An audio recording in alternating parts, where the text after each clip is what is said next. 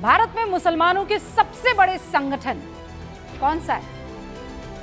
All India Muslim personal law board. उस board के उपाध्यक्ष और जमीयत उलेमाए हिंद के अध्यक्ष मौलाना अरशद मदनी साहब एक लंबा चौड़ा लेख वो लिखते हैं। पहले तो हमें लगा कि मदनी साहब ने बांग्लादेश या ईरान के मुद्दे पर कोई लेख लिखा होगा, जो बांग्लादेश में हो रहा है उससे चिंतित होंगे।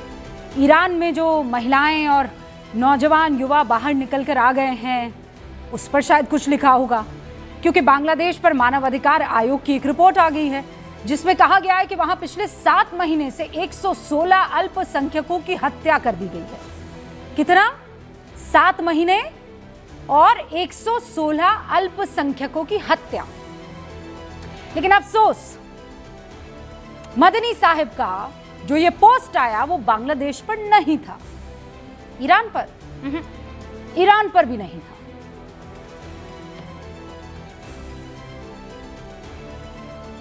मैं इसलिए रुकी हुई हूं ताकि आप ये सोच लें कि किस पर यह पोस्ट आया होगा और उसका जवाब दे दें, क्योंकि मैं तो आगे बता ही दूंगी आपको। 2000 लोग अपनी जान गंवा चुके हैं ईरान में 2 हफ्ते में। अरशद मदनी साहब ने पोस्ट उसे लेकर नहीं किया। और ठीक है, कह सकते हैं भाई मैं हिंदुस्तानी हूं, हिंदुस्तान का रहने वाला हूं, मैं क्यों यहां वहां की पोस्ट करूंगा। ठीक है, समझ में आता है। उन्होंने पोस्ट किया हिंदुस्तान को लेकर, फाइन। लेकिन तब हमारे मन में सवाल उठा कि हिंदुस्तान में ऐसा क्या हो गया है कि अरशद मदनी साहब को सोशल मीडिया पर एक लंबा सा लेख लिखना पड़ा और ऐसे शब्दों का चयन करना पड़ा जिसे पढ़कर आपको लगने लगे कि भारत में तो अल्पसंख्यकों की हालत बड़ी खराब है, बहुत बहुत दुखदाई स्थिति है। सांप्रदायिक शक्तियां रोज किसी मुसलमान का घर शायद जला रही है, शायद मुसलमानों को घरों से निकालकर बाहर मारा जा रहा है, शायद देश में लोकतंत्र खत्म हो चुका है, शायद संविधान की अब कोई सुन नहीं रहा है, शायद कानून अब अपना काम नहीं कर रहा है। मतलब मदनी साहब के लेख को अगर आंख बंद करके आप उसका एहसास करने लगे, मतलब पढ़ तो आंख बंद करके नहीं पाएंगे। और इसीलिए मदनी साहब अपने चश्मे से 77 साल पहले की घटना को लेकर आज सांप्रदायिकता का लबादा पहना रहे हैं और कह रहे हैं, सुनिएगा गौर से, कह रहे हैं कि महात्मा गांधी की हत्या के बाद अगर सांप्रदायिकता का सिर सख्ती से कुचल दिया जाता तो देश तबाह होने से बच जाता।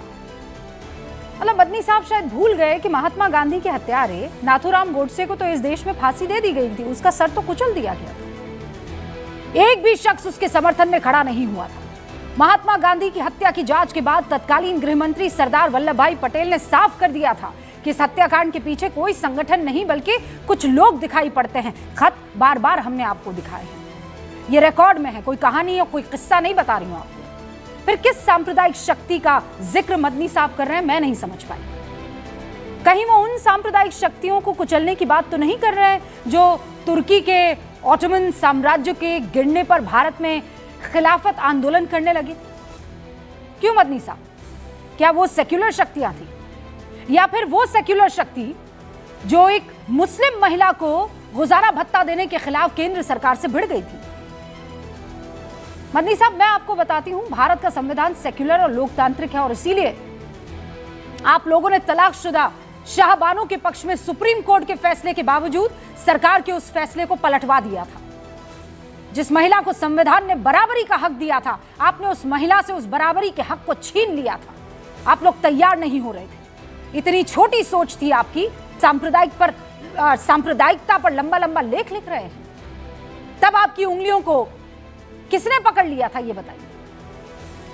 आपने ये सेव डेमोक्रेसी वाला राग तब क्यों नहीं अलापा जब मौत की सजा पाए आतंकी याकूब मेनन के जनाजे में हजारों मुसलमान शामिल हो गए थे? क्या तब आपको सेक्युलर और संविधान का स शब्द याद नहीं आ रहा था? आप तो मुसलमानों की ताकतवर बॉडी में बैठे हैं, तो बताइए कि मुसलमान में फैली कितनी कुप्रथाओं के खिलाफ आपने आवाज उठा दी? कीबोर्ड पर कितने दफे उंगलियां आपने दौड़ा दी? क्या 3 तलाक को खत्म करने के लिए लंबे लंबे लेख लिखे आपने? क्या हलाला के खिलाफ सामाजिक आंदोलन चलाया आपने? क्या वक्फ में फैले भ्रष्टाचार के खिलाफ अभियान छेड़ा आपने मदनी साहब? क्या जिहाद का सही मतलब लोगों को समझाने की कोशिश की आपने मदनी साहब? क्या एक से ज्यादा शादी के खिलाफ कोई संदेश दिया? क्या कट्टरवाद के खिलाफ कोई मुहिम चलाई? मुझे जहां तक याद पड़ता है मदनी साहब, जवाब मुझे ना में ही मिलेगा। मुस्लिम समाज के इन ठेकेदारों की असल जिम्मेदारी निभाई नहीं जाती, लेकिन जब कानून के हिसाब से बुलडोजर चलता है, जब संविधान के हिसाब से कानून बनता है, तब याद आता है विक्टिम कार्ड निकाल दिया जाता है, तब याद आती है सांप्रदायिकता। और अगर देश में सांप्रदायिकता बढ़ गई होती तो भगवा आतंकवाद का झूठा नैरेटिव गढ़ने की कोशिश होती। कुछ असामाजिक लोगों की तरफ से की गई लिंचिंग की घटना पर कानून सख्ती से काम करता।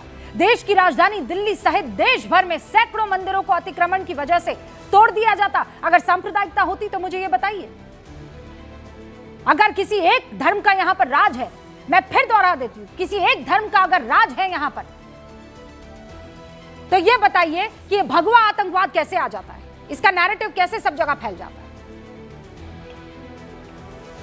लिंचिंग लिंचिंग लिंचिंग, क्या इस देश में हिंदुओं की लिंचिंग नहीं हुई तो फिर 2 साधु पाल घर में कैसे मर जाते हैं लिंचिंग करवाकर? देश की राजधानी दिल्ली सहित देश भर में सैकड़ों मंदिरों का अतिक्रमण हुआ था और उस वजह से उसे तोड़ दिया जाता है। कैसे? अगर यहां पर सांप्रदायिकता है, अगर किसी देश में कोई धर्म संविधान पर हावी होता है ना, तो मदनी साहब तस्वीरें बांग्लादेश और ईरान जैसी होती है। ना प्रदर्शन करने की आजादी, ना अपने धर्म को मानने की आजादी। शुक्र मनाइए, आप सच्चे सेक्युलर विचार वाले मुल्क में रह रहे हैं, जहां बहुसंख्यक आबादी अपने धार्मिक ग्रंथों के ऊपर संविधान को रखती है। क्योंकि खुदा न खास्ता अगर आप पड़ोस के किसी देश में अल्पसंख्यक की भूमिका में होते तो शायद इतनी हिम्मत किसी की ना होती कि इतना चौड़ा पोस्ट इस बात को लेकर लिख दिया जाए जो यहां पर है ही नहीं। अरशद मदनी साहब जिस तरफ इशारा कर रहे हैं, अगर उस तरह की सांप्रदायिकता इस देश में होती तो SIMI, Jammu Kashmir liberation front, popular front of India, Indian Mujahideen, Tehreek ul Mujahideen, Jamiat ul Mujahideen जैसे आतंकी संगठन यहां बन जाते। बताइए कि इस देश में ऐसे कितने हिंदूवादी आतंकी संगठन बने हैं? एक नाम बताइए जो हिंदू कट्टरपंथ को फैलाने के लिए आतंकी संगठन बना रहा हो। एक नाम बताइए। ना फैक्ट्स ऐसे हैं जो ये बता सके कि भारत का हिंदू सांप्रदायिक है, और ना ही ये बताने की वजह बस कुछ धार्मिक गुरुओं ने सिर्फ ये कह दिया कि हिंदू राष्ट्र होना चाहिए, तो आपको लगता है कि ये तो टिपिकल आतंकवादी संगठन की तरह काम कर रहे हैं। अरे बयान बहादुर कहां नहीं मिलेंगे आपको?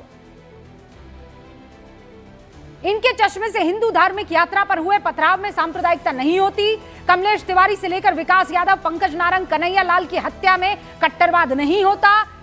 ताज्जुब इस बात को लेकर है कि आखिर इस तरह का चश्मा लाते ये कहां से है, और इन दोहरे चेहरे वाले रवैयों पर सवाल उठाने की हिम्मत कोई क्यों नहीं दिखाता है, खासकर उसी कौम से।